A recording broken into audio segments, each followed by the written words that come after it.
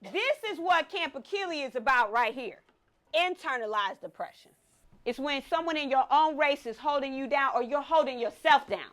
Camp Akili is targeted to Black youth who usually are not being served by traditional youth development programs. A lot of parents and people who refer young people to Camp Akili are really skeptical about the future of the people that they're referring. That's why we need this partnership.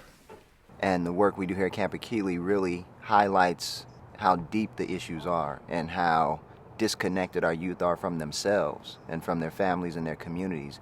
We are preparing you for something, and we need you. We start off in the beginning with a lot of team building activities.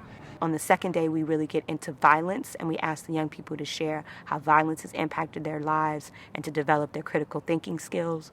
On day 3, we focus on racism, and we have a lot of conversations about the history of racism in this country. We have conversations about oppression, the use of the N-word. And it's like they took us to a trip back to Africa and brought us through slavery, getting kidnapped by the slave masters. The 4th day of Camp Akili is sexism, and usually that is the most intense and emotional day of the camp. Because we have come over time to accept that this is what we should be called. That people deserve to be talked to like this. And what you recognize is how many people know that you have been called one of these names by somebody who don't know you. Raise your hand if you've been called one of these names by somebody who don't know you.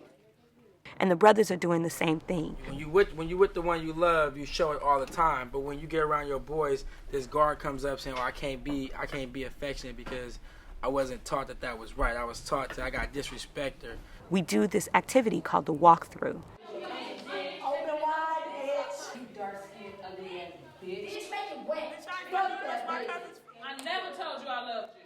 I never really thought as deeply about it before coming to Camp Akili. And I had to really just look at myself and say, why am I letting this go on? Why am I not putting my foot down? The conversation that happens after the walkthrough is always one of the most powerful conversations at Camp Akili. Look at them in their eyes. What do you see? It's sorrow.